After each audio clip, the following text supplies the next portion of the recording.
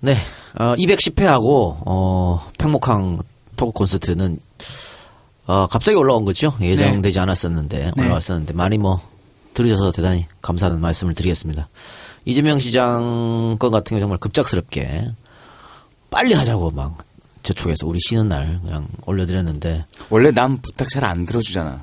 아니 나도 그 정도로 심각한 줄 몰랐어요. 그냥 남의 일이 아니다라는 거죠. 그렇죠. 심각한 거니까. 또 박정부가 항상 꼼수를 부려. 그러니까 뭘 하면 늘 이면을 우리가 잘 살펴봐야 돼요. 그러니까 지지분열이 꽈나요 이거를. 그러니까 그냥 딱 보면 모르는 것 같은데 뚜껑 까보면은 개판이에요. 엊그제 이재명 시장 와서 녹음할 때도 그렇게 했잖아요. 경유액이 뭔가 있다 그랬잖아. 네.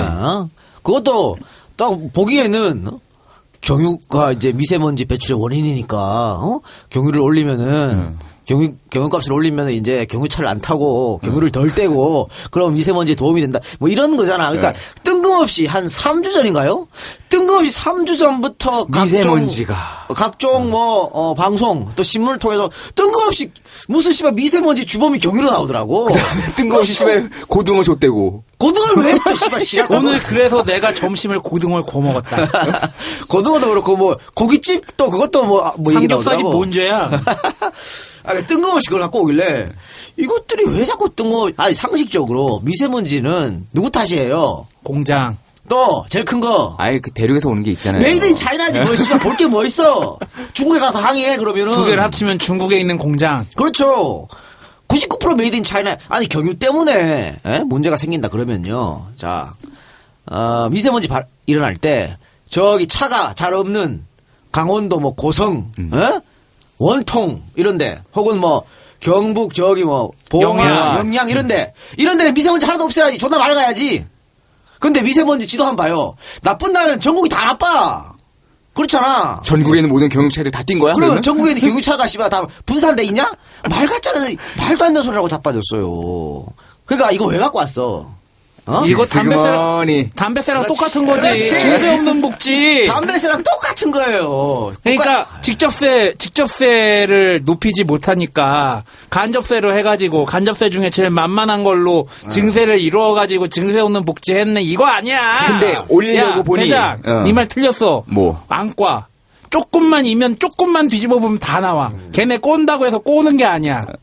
그러니까 이걸 국민을 기대주라는 거야. 그러니까 사실은 이 박사 말대로 직접세 올리면 돼요. 돈이 없는데 안 되는 게 어딨어. 씨발 올리면 되지. 근데 직접세를 올리면 누가 지랄해? 이 법인 센 손도 못 대고 이 새끼들이. 있는 사람들이 지랄하잖아. 있는 사람들이. 그러니까 못 되는 거거든. 그리고 미세먼지 하려면 공장 규제하면 되지. 제일 큰 게.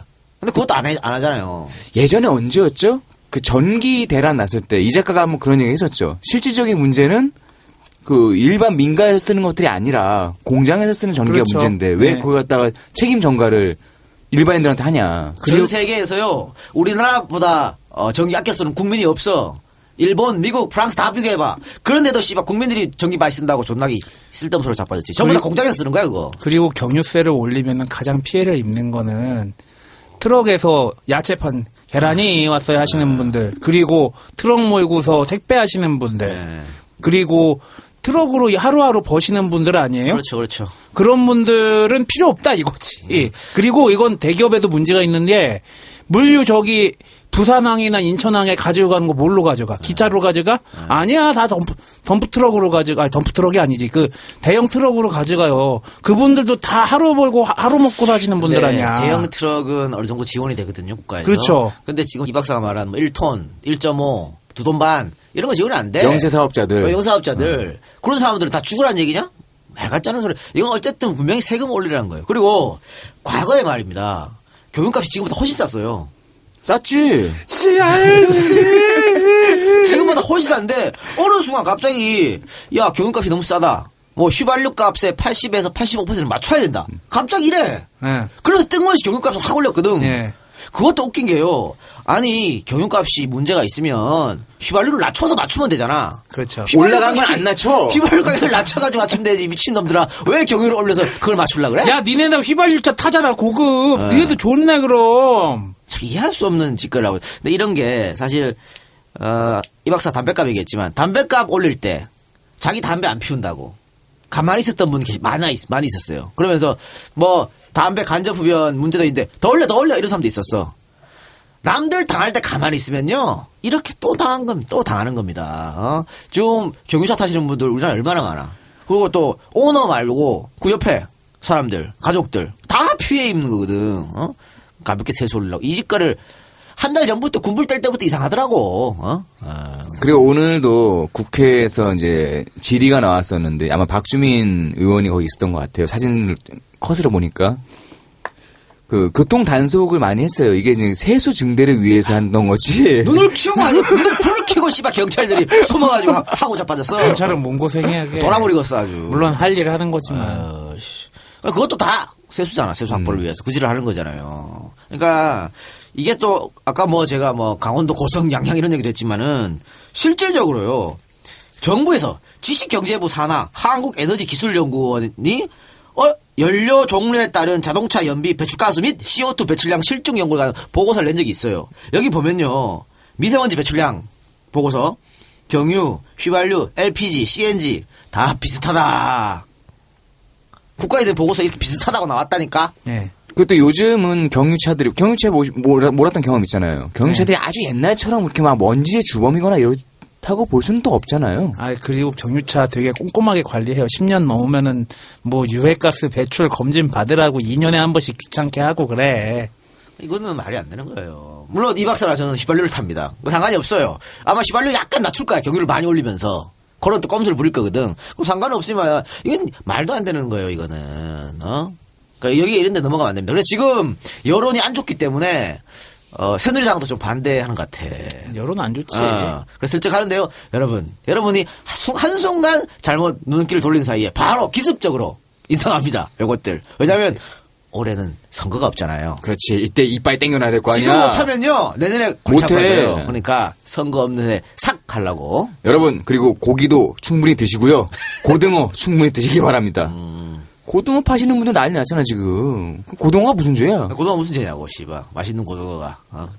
또 안동 강고등어의 고장에서 나온 또 명물 아니야 이 작가. 그러니까 나 진짜 답답한 얘기입니다. 이런데 하여튼 넘어가지 마시기 바랍니다. 예. 근데 앞으로 이런 거 많이 할 거예요.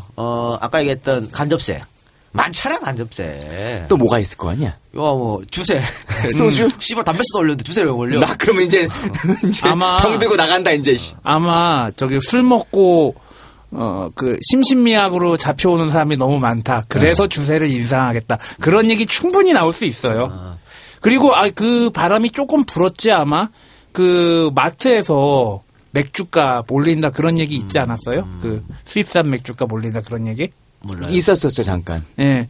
살살 이제 군불 떼고 이제 턱 하고 올릴 것 같아. 그러니까 돈이 국가에 돈이 없으니까 여러 군데 좀 들쑤시고 다니는 거예요. 그런 차원에서 그 이재명 시장 나왔던 것도 그런 차원에서 한 거고. 그렇죠. 근데 사실은 이 담배값도 그렇지만은 담배값보다 경유에 세금 더 붙여서 올리면 더 훅 땡길 수 있거든. 그렇지. 그 짓을 하는 거다. 참 안타까운 정부입니다. 그것도 그 경유 쓰시는 분들은 또 데미지는 직접 더 얻을 것 같고요. 네, 그러면 뭐 그건 거기까지 하고 시사 문제가 뭐 별로 없어요 요새. 별거 그치? 없는 이유가 또 지난 월요일 날 방송을 했기 때문에 네. 그 4일 동안 일어날 일이 뭐가 있겠어 또. 그런가요? 그리고 방기문 씨도 갔고 네. 돌아갔고 별거 없지 뭐. 그래도 20대가 이제 막 개원을 했기 때문에 특별하게 뉴스메이커가 없지 않는 이상. 209회 때 제가 슬쩍 더민주 얘기를 하면서 김 대표가 욕심 있는 것 같다 그런 얘기 했잖아요. 우리 네. 추호 선생? 언론에 톡 나왔대? 이제? 본격적으로? 네. 아니 군부대를 왜 가? 네? 군부대를 왜 가? 군대 갔어요? 네, 군부대도 갔다 왔어요. 네.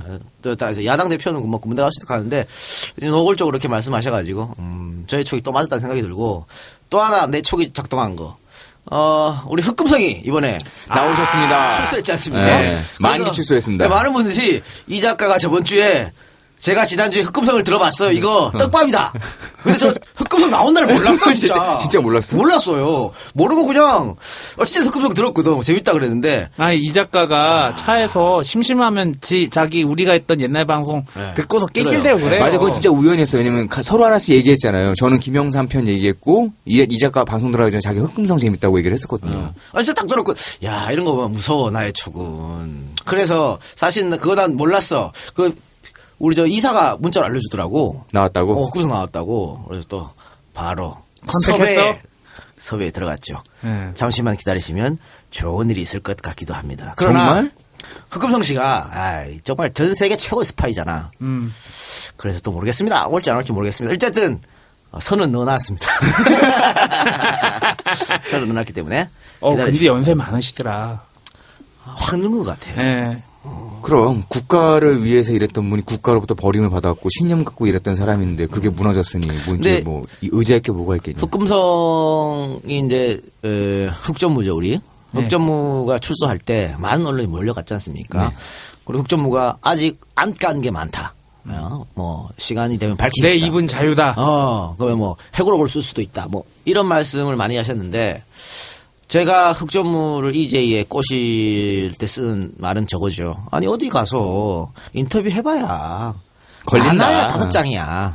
지면 한 장. 지면 한 장 많아요. 뭐 올간이 5장이에요. 아니 그리고 내용 위험하면 위에서 걸 거 아니에요. 여기서는 안 걸잖아. 편집 없고 2시간 특집으로 한 3일 3번 연달아 한 6시간 해도 돼.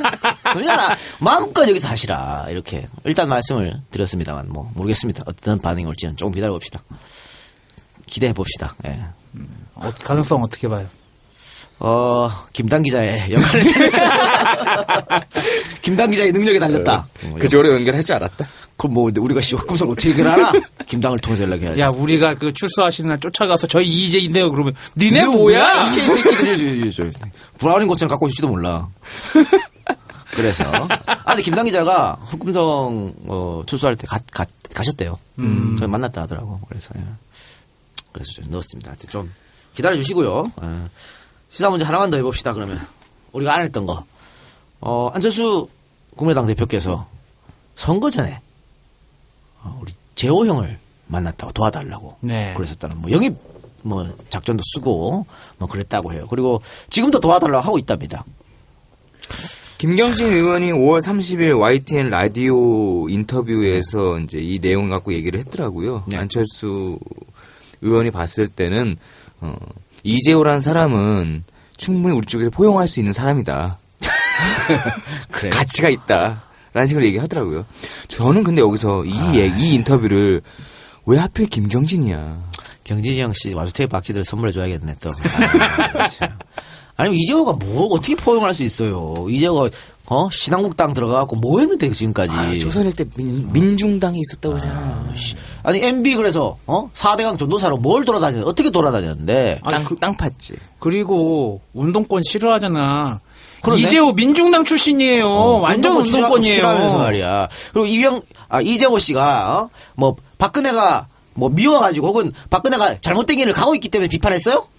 지가 좆됐으니까 어머니 미안합니다. 지가 반박이고 지가 친이계 출신이니까 그런 거지 뭘 뭐 신념이 있고 지조가 있어서 그랬나? 말도 안 되죠. 그리고 안철수 대표는 계속해서 뭐 이명박하고 뭐 연결되는 뭐 이런 말을 오해를 사잖아. 네. 그게 마타도는 뭐 너 차고 있잖아. 그런 와중에 이 친이의 핵심 인사인 이재호를 데리고 온다? 이러면 정말로 그렇게 소문으로만 떠들던 착한 MB라는 그 사실에서 우리는 또 왜 막을 하냐고. 수가 없어요. 거기다가 제일 치권은 이규태인지 이태균인지 똑 있잖아 거기에. 네. 그러면서 이렇게 하면 오해할 짓을 왜 하냐. 전혀 이해할 수 없는. 저는 갔으면 좋겠어요.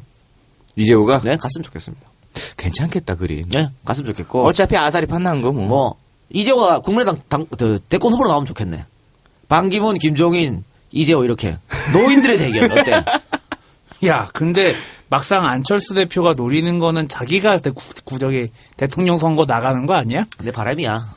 삼자 대결, 노익장들의 대결. 노인을 위한 나라가 되는 거야? 노병은 죽지 않았다. 그거 있잖아. 살아있는 네이버 좀비들의 밤. 나 네이버 쓸 때. 올드 솔저 네이버 다이. 네이버 다이. 그래, 아주 뭐, 그 문제는 지켜봅시다. 근데, 국민의당이 지금 지지율이 조금 계속 빠지고 있잖아요. 네. 안철수 대표의 대선 후보 지지율도 지금 떨어지고 있고, 차이가 좀 많이 나더라고요. 리서치뷰, 리얼미터 조사 다 좀 차이가 많이 떨어지더라고요. 그것은 이렇게 자신들을 뽑아준 호남 사람들의 원하는 거에 반대로 지금 가고 있기 때문에 이런 거예요. 정작 중요하게 여기에 대한 상시 청문회 법이나 이런 것들에 대해서는 집중을 하지 않고 지금 이렇게 쓸데없는 데다 에너지 쏟고 계시면 가뜩이나 마음 상했던 국민들이 손 잡아줄 리 만무합니다. 그리고 뭐, 아까 그런 오해를 사지 말기를 부탁드렸는데, 또 안철수 의원 쪽에서 MB 정권에 저질렀던 실수들, 그런 거 다 야당에서 뭐 청문회 하자, 뭐 다시 재수사하자 다 반대했잖아. 그런 것도 이해가 갈 수 없는 것이죠. 난 이해가 돼요. 왜 돼요? 왜 이해가 돼 그게? 아니, 국민의당에 MB 때 있었던 사람들이 되고 있잖아. 그들이 가만히 있겠어? 그래서요? 알겠습니다. 뭐 아니, 그건 그리고 뭐, 오해 살 만한 발언 하지 마세요. 구의역 유본내 사건, 요거 때도 안철수 대표가 괜히 SNS 한번 잘못해가지고 또, 에? 참, 그 부분에 대해서는, 좀 말실수죠. 그거를 저렇게 물고 늘어지는 것도 좀 안 좋은 것 같은데. 근데 이제 그거를 지적하시는 분들의 말은 안철수라는 사람이 항상 그런 생각을 갖고 있기 때문에 무의식적으로 그게 나왔다. 이걸로 이제 비판하시는 거거든. 근데 저는 그게 어쨌든 뭐 추모의 의미로 또 안타까운 의미로 썼는데 그 단어 하나를 꼬투리 잡아서 하는 건 조금 그런 것 같아요. 예. 옆에다가 SNS 보좌관을 둬야죠. 있지 않을까? 그거 안철수 의원 직접 안 썼을 수도 있어요. 정치인들이 본인이 직접 쓴 사람 잘 없어. 그럼 그 보좌관을 조져요. 정청래 의원이나 직접 썼지. 정청래, 이재명 정도 아니면 잘 없어요, 정치인들. 손혜원은?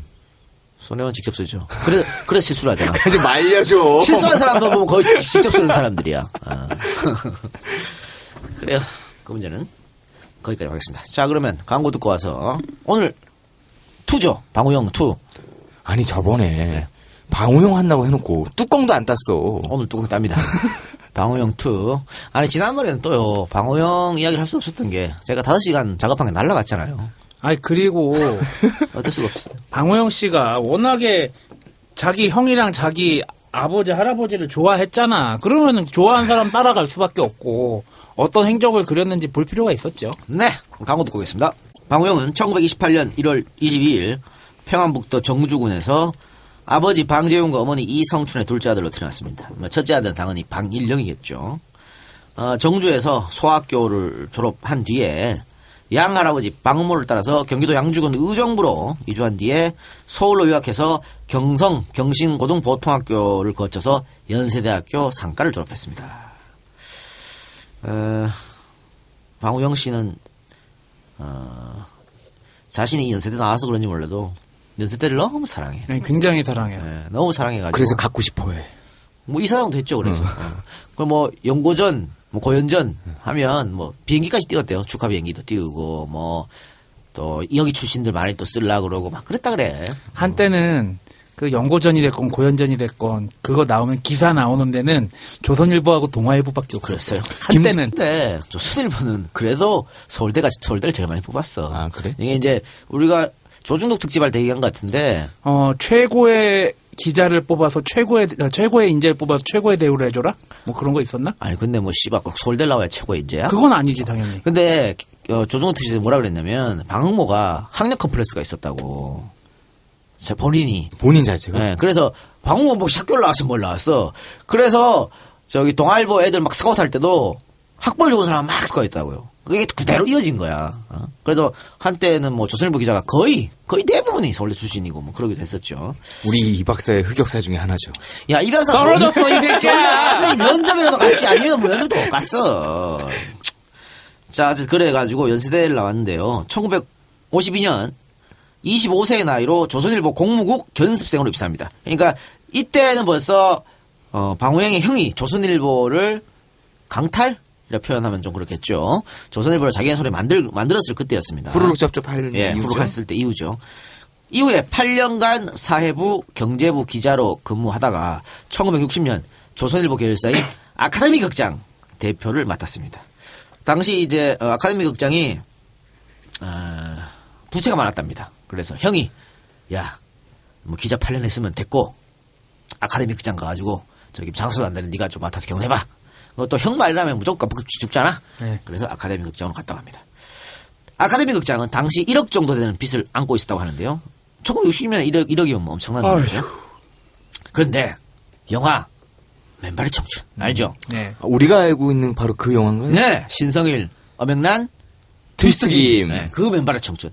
한국 영화 가운데 이때까지만 해도 최고 히트를 친 게 바로 맨발의 청춘 아닙니까? 그렇죠. 이 맨발의 청춘 성공으로 방우영은 이 빚을 깨끗하게 갚고 또 엄청 많은 돈을 벌었습니다. 아, 인생 한 방이야. 인생 한 방이죠. 그래서 뭐 방우영 씨 보고 야 경영수완이 뛰어나서 무슨 아카데미 극자 빚더미에 있는 거 살렸다는데 쇠복이 좋아가지고 맨발의 청춘 때문에 확 나는 거야. 멋있다. 뭐 대지단수라고 있어. 야, 원래 인생은 그런 거야. 나중에 가서 다 포장되는 거야.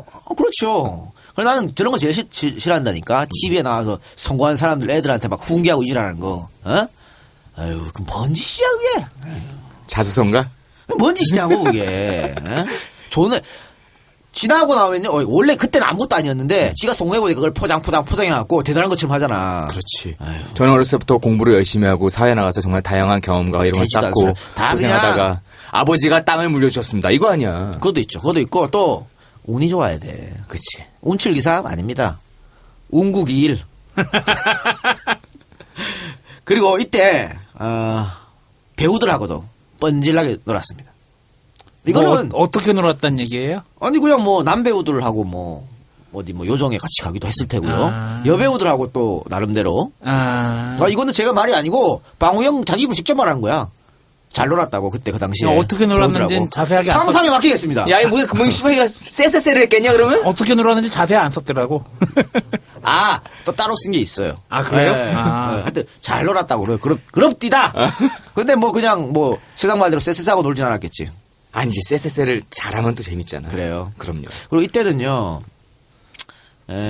여배우들 참 그냥 뭐 권력자가 영화 보고 손가락 있다가 까딱만 그렇죠. 하면 TV 뭐. 있다가 쟤 데리고 하면 가던 시절은 아니에요. TV 출연하려고 대기하고 있는데 갑자기 배우가 사라졌어. 영화 찍지를 못해 한 2시간 동안. 박통이 불렀어? 모르지, 안 가러 갔어. 물론지. 그래 기다리다가 그런 일 있었잖아요. 누구지 이름까지 대줄까? 하여튼 그런 일이 있었기 때문에 뭐 하고 노는지는 뻔한 거죠. 그러니까 왜 장자연 사건을 우리가 지난주 얘기했지만 이 장자연 사건이 조선일보와 관련이 있다. 이 말이 괜히 나오는 게 아니에요. 다 그 집안에 DNA가 있는 것이죠. 사람 쉽게 안 변합니다. 아유, 그러면 자 이에 대한 트위스트 김의 증언을 들어봅시다. 검열 때문에 묻힐 뻔도 했지.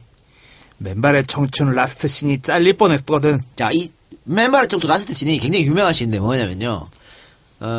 신성일이 죽어가지고 이게 이제 신분의 차이거든요. 어병란은 존나 잘 살고 신성일은 씨발 동네 깡패고 뭐 이런 영화잖아. 그렇죠. 근데 신성일이 죽어가지고 리어커에 실려요. 그러니까 트위스트 김이 그걸 끌고 가는데 한겨울 추운데 맨발이 그 리어커 그 거적으로 덮어놓게 쓱 나온단 말이야. 이게 굉장히 중요한 장본인데 국가에서 이거를 잘라라 그랬지. 그렇죠. 예.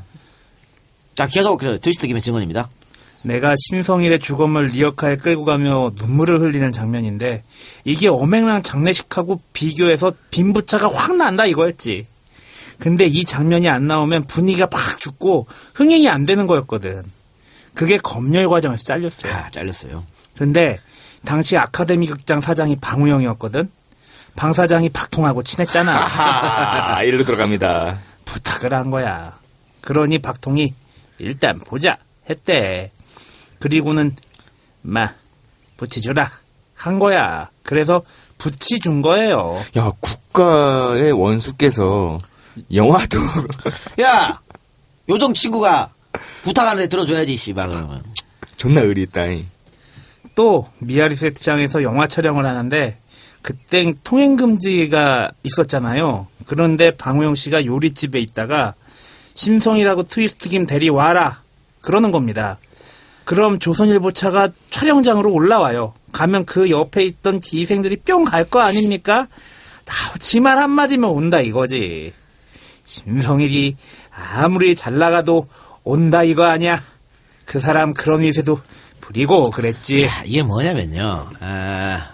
방우영이 이제 가오를 세우고 싶잖아. 요즘 말로 야, 신성일 스위스킴 와 그러면 진짜 와 그러면 기생 요정에 있는 기생들이 어머 사장님 진짜 대단하시다 이거지. 그러니까 요즘 말로 하면 룸빵에서 요즘도 그래. 요즘도 똑같은 일이 벌어진다니까. 어떤 식으로? 그러니까 요즘도 예를 들면 뭐 누가 누구라고 얘기는 하지 않겠습니다만은 뭐 이리 이야기하다가 뭐 남자 배우 얘기를 쓱 하지. 뭐 팬인데 그럼 그래? 불러볼까? 에이 뭐 어떻게 불러요? 잠깐 기다려봐. 어때? 이 가오 세우는 거예요. 야 어디 룸빵으로 와. 가오 세우는 거. 이게 요즘도 해요 이거. 형이랑 우리 소주 한잔 가볍게 먹을까? 한다니까. 그러니까 트위스트 김은 이게 짜증났던 거야. 오라 그래서 가긴 갔지만은 그래서 지금 얘기하잖아. 지 말하면 온다 이거지. 어? 그 사람 그런 위세도 부리고 그랬지. 야, 이런 짓을 했다는 거지요. 국가시 잡고. 국가시 잡고 우리 방 사장께서 그랬다는 거지. 이 정도 수준의 사람입니다. 이분께서. 그런데 언론을 위해서 평생을 일하신 분이라니 참 답답하기가 이주로 말할 데 없네요. 아니 누군가를 위해서 열심히 일하긴 했네. 누굴 위해서? 기생들도 뿅 가게 해주고 박통도 뿅 가게 해주고. 뭐. 자, 이후에 1963년 형 방일영에 이어서 36세의 나이로 조선일보 발행인 자리에 올랐습니다. 굉장히 어린 나이에. 그래서 93년 66세로 조선일보 사장자리에서 물러날 동안 30년간이나 조선일보 최고의 자리에 앉아 있었습니다. 그러니까 방 사장이 사장 자리에 오를 때 조선일보는 4등 혹은 5등 신문이었잖아요. 그런데 이 4등, 5등 신문을 판매 부수 1위로 올리게 한 장본인이 바로 이 방우형이 형에 이어서 밤의 대통령 자리를 물려받았을 때다 이 말인 것이죠. 그러니까 실질적으로 지금의 조선일보는 방우형이 거의 만들었다 이렇게 봐도 과언이 아닌 것이죠. 그리고 이게 업적이야 그러면? 조선일보는 업적이라 그래요. 이거를? 예. 93년 이후에도 회장 자리에 올라 앉아가지고 조선일보를 실질적으로 좌지우지했습니다. 자, 아까 말씀드린 대로 1962년 방우영은 조선일보 반개 예상인 아카데미 극장을 맡고 있었는데 이때도 갑자기 형 방일영이 쑥 나타나가지고 야 내일부터 신문사 상무로 나와서 일해라 라고 했답니다. 그래서 바로 극장을 관두고 조선일보에 들어가서 상무로 취임합니다. 그런데 방우영이 회사에 들어가 보니까 회사가 영 말이 아니었다고요. 일단 1금융권 은행에서만 빌린 돈도 2억 원 넘었고요. 당시에. 예, 당시에 또 이것도 모자라고 사채까지 끌어섰는데 사채만 1억 5천이었답니다. 또 가장 중요한 거 세금 체납을 8천만 원이나 했는데요. 세금 체납 오래되면요 그냥 아웃이야 신문사는. 그렇죠. 근데 8천만 원이나 체납하고 있었습니다. 당시 조선일보 기자 월급이 7천 원 정도였다니까 엄청난 돈이라고 할 수 있겠죠. 자, 일단 급한 불을 끌 생각에 방우영은 당시 서울지방 국세청장이었던 백경복을 찾아갑니다. 청장님, 목숨 걸고 혁명하지 않았습니까? 야, 왜? 서울지방 국세청장 백경복은 5.16 쿠데타 주도 세력이요. 당시 중령이었는데 현역으로 국세청장을 겸직하고 있어서 그러니까 청장님 목숨 걸고 혁명하지 혁명이라고 표현한 겁니다. 그러니 이제 민족지 조선일보 한번 살려주십시오. 내 비록 세상 물정 모르는 젊은 놈이지만 죽을 각오로 이 신문사를 이렇게 세울 테니까 조금만 시간을 좀 주세요. 세금은 무슨 일이 있어도 납부하겠습니다. 네. 이 백경복은 평북 사람이었는데요. 백경복이 평북 사람이라는 소리를 듣자마자 방우영한테 뭐가 딱 떠올라. 와탕카 우리 고향이네. 그렇지. 이게 떠오르잖아. 대한민국 움직이는 학연, 아유, 지연. 그럼요. 그리고 너무 좋아해 방우영은. 지금 백경복 찾아간 것도 지연을 이용하려고 그런 거죠. 근데 본인도 나중에 조선일보 기자 채용할 때도 평북 사람이야? 야 합격이지 그럼. 이랬다고 합니다. 나중에 편집국장인가 만난 선우희 씨도 그 같은 동네 사람으로 알고 있어요. 그래요. 예.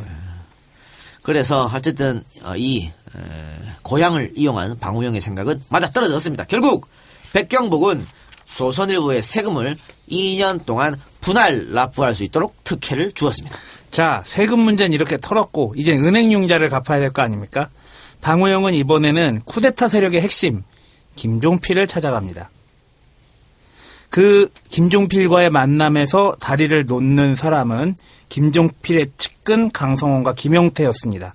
방우영은 김종필을 만나자마자 다짜고짜 고맙습니다. 덕분에 신문사가 살아나게 되었습니다. 이 은혜는 잊지 않겠습니다. 라며 고개를 숙였고 선글라스를 낀 채 의자에 비스듬히 앉아있던 김종필은 말없이 고개만 끄덕였다고 합니다. 이것도 인맥 동원인 것이죠. 그러니까 강성원 김용태한테 가서 계속 얘기한 거지. 종필이 형 좀 만나게 해줘. 종필이 형 만나서 우리 신문사 어려운데 또 씨발 그래갖고 김종필이 형 그래 하라 이렇게 된 거예요. 이미 만났을 때는 결제가 끝난 거네. 끝났죠. 그치? 만났을 때는 그래서 결제 끝났을 때였어요. 그냥 어르신한테 인사드리고 빠지는 거지. 야, 이제 우영아. 우리 다 얘기했어. 가서 고맙다고 하고 나와. 이렇게 된 거예요. 그거 가자마자 고맙습니다. 살았습니다. 했다는 거 아니에요. 세금 문제 해결하고 은행융자 해결해서 한숨 돌린 방우영은 신문사의 월급을 많이 받아가고 있던 고참 기자들부터 모가지를 쳤습니다. 자, 요즘 말로 하면 정리해고지요. 핑계는 젊은 신문으로의 개혁이었고 이에 160명의 조선일보 기자 가운데 30여 명이 옷을 벗었습니다. 이러니까 젊은 기자들은 방우영을 좋아했습니다. 똥차 내보내줬다 이거지 뭐. 예. 밤마다 맨날 술 마셨다고 그래요. 뭐 네. 광화문 뒤에 있는 어디 네, 해가지고 네, 가서 뭐 먹고 그랬다고 합니다. 뭐이 방씨 집안이 좋아하잖아요. 또 이걸 또 예. 좋아하고 지난주 얘기했지만 디마이 세우는 거, 가오 세우는 거 좋아하잖아. 예. 가가지고 또 야 내가 낼게 사장이.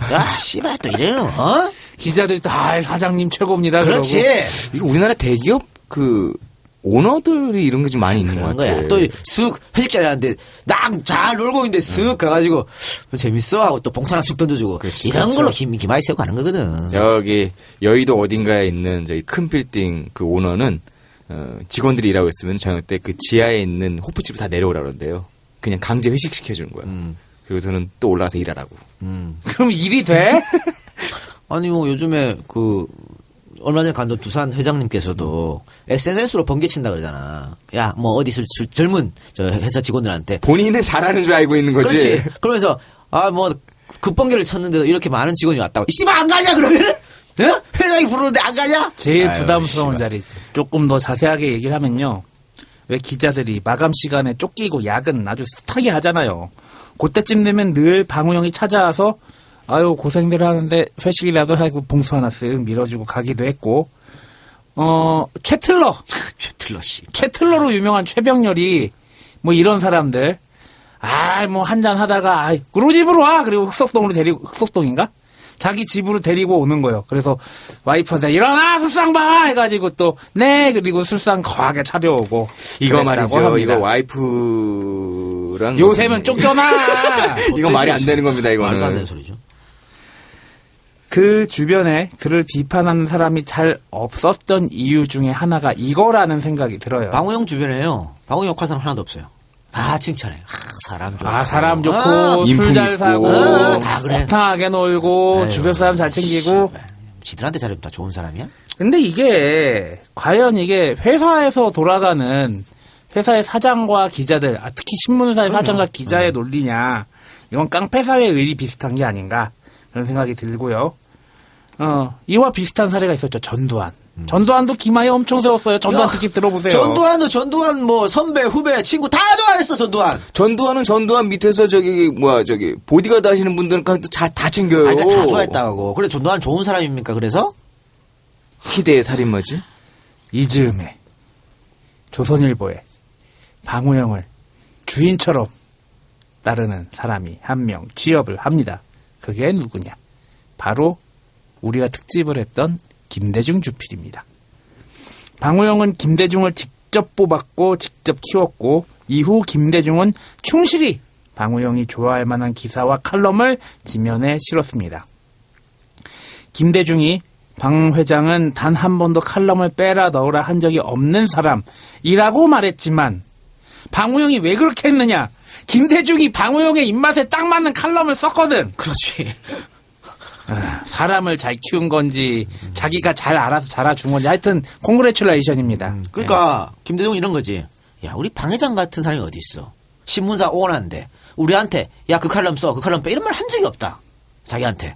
그런데 방우영 입장은 김대중이 늘 내가 원하는 기사를 써주는데 뭘 넣어라 빼라 해.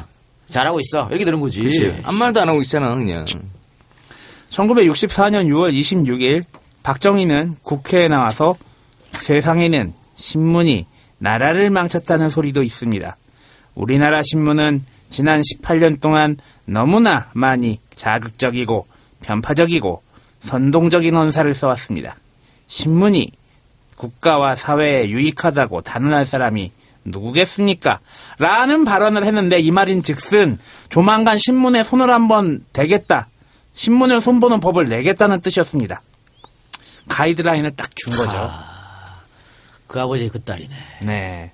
그러니까 이렇게 요새 박근혜 대통령이 늘 이러잖아. 뭐 할 때 쓱 와가지고 가이드라인을 싹 내리잖아요. 그러면 검찰 뭐 알아서 다 하잖아. 새누리당 알아서 다 하잖아요. 법무부 이것도 마찬가지죠. 이렇게 딱 말하니까 공화당이 또 알아서 싹 움직이는 겁니다. 이렇게 가이드라인을 내려줬으니 얼마 안 있어 공화당이 움직여야겠죠. 공화당은 언론윤리위원회법을 날치기로 통과시킵니다.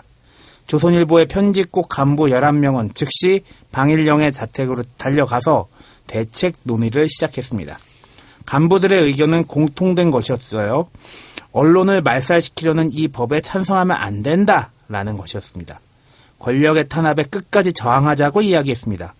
이 광경을 지켜보던 방우영은 망설였습니다. 방우영의 회고를 들어보시겠습니다. 나는 덜컥 겁이 났다. 내가 발행인이라고는 하지만 철도 없을 때고 대단한 용기가 있던 것도 아니었다. 그런데 편집국장 이하 간부들이 울부짖고 난리를 치니까 안 따라갈 수 없었다.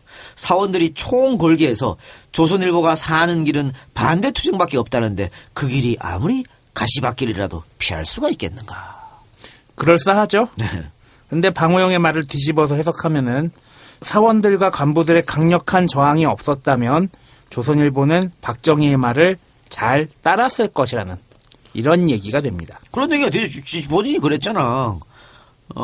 난 정말 겁이 났는데 용기도 없었는데 편집국장이 하도 난리치니까.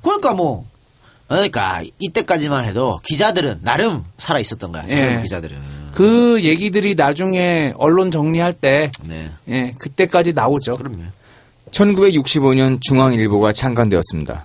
한국일보, 동아일보, 경향신문에 이어서 신문시장 4번째를 달리고 있던 조선일보로서는 이제 중앙일보까지 신경을 써야 할 처지에 놓인 것입니다. 막강한 자본을 바탕으로 한 삼성이기에 위기감을 느낄 수밖에 없었습니다. 이에 이병철과 홍진기가 중앙일보 창간을 앞두고 방우영을 찾아왔습니다. 방우영은 다음과 같이 이야기합니다. 재벌이 어떻게 신문을 만듭니까? 나랏돈 갖고 돈 본 사람이 정부를 비판할 수 있겠습니까? 잘한다, 씨. 신문 사업이란 것이 돈벌이와는 거리가 멀어서 우리 경우도 먹고 살기 바쁩니다. 재벌이 왜 신문에까지 손을 대려고 합니까? 그럴 돈 있으면 신문에 광고나 많이 내서 신문사들을 도우십시오. 맞는 말이죠. 요거 다 맞는 말이야. 다 맞는 말인데 방우영이 이렇게 한 말은 자신이 이렇게 생각하고 있어서 자신이 소신어서 이렇게 말한 게 아니고 쫄아서 그런 거야. 아유, 님씨에 지금 씨발 지금 우리 사위인데 사위인데. 저 돈 많은 데까지 신문사 만들면 씨 우리 오우야 어떻게 씨 차라리 광고비나 주자 이 새끼들 아이씨 그거예요. 이거네. 우리 이거지. 찜 받았다고 이제. 그렇지. 좋댔네. 안 그래도 내가 아픈데 저것까지 이거예요. 그런 와중에 이병철하고 홍진기가 저희가 이번에 중앙일보라는 신문사를 만들어 나가 이 새끼들아 이거지. 그렇죠. 근데 방우영이 이병철하고 처음 만날 때 이제 존나 웃겨요, 방우영이 이것도. 옛날 기자 시절이었는데 이병철이 안경을 끼고 아주 작은 모습으로 등장했는데 희한하게 말이죠. 슬리퍼를 신고 있었대요. 그래갖고 야 이거 좀 예의 안 맞는 것 같다.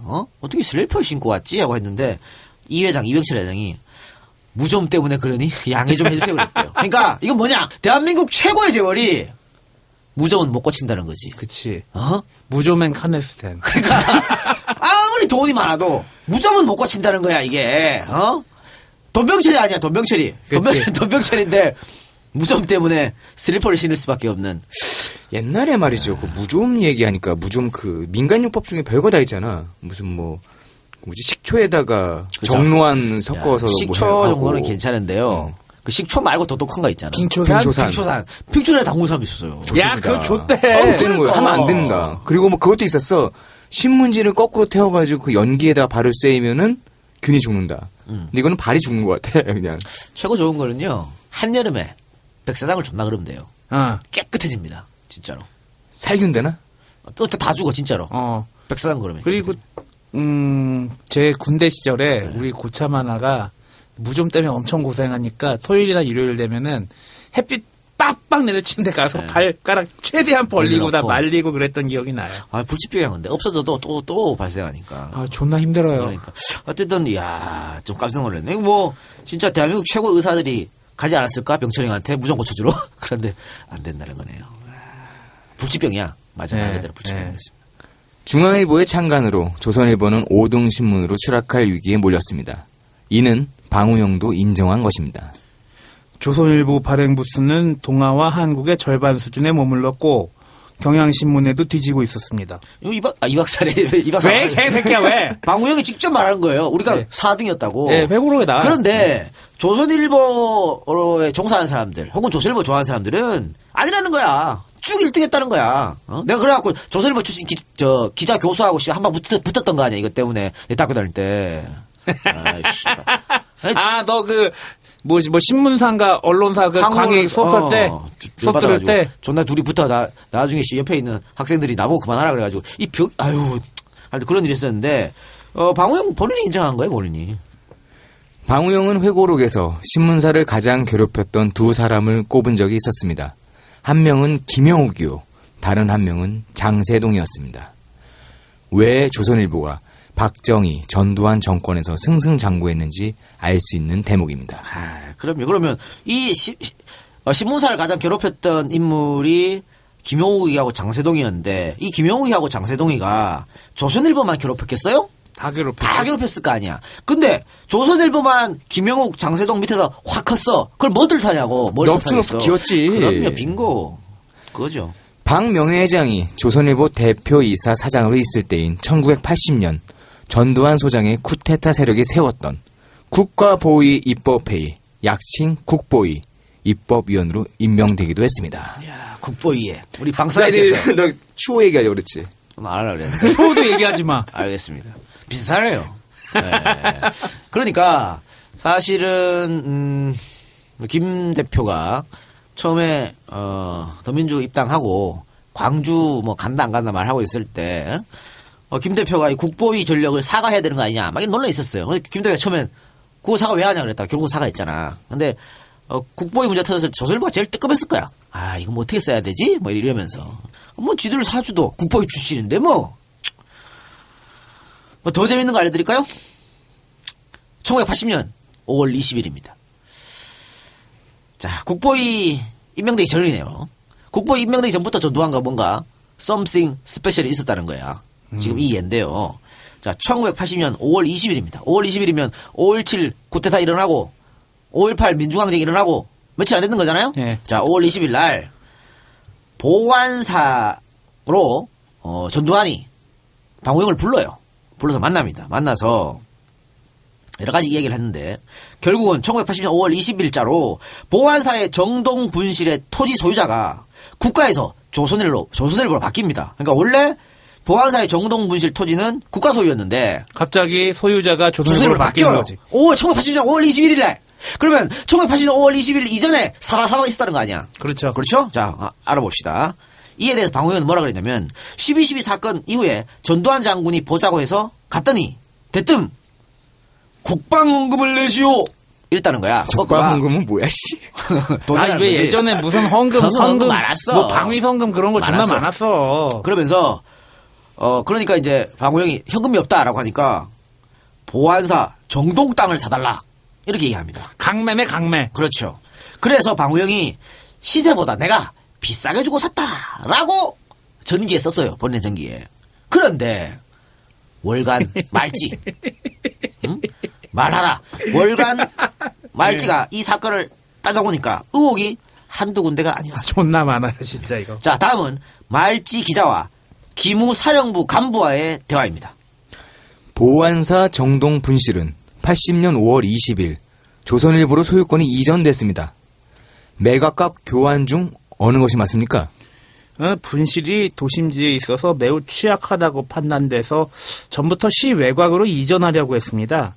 매각에 대비해서 주변의 복도방 같은 데다가 감정가를 타진하는 과정에서 어떻게 소문을 들었는지 조선일보 총무과의 한 간부가 찾아왔습니다. 그 사람이 시세대로 살 테니까 자신들한테 매각하라고 했습니다. 방우영하고 지금과 완전히 다른데요?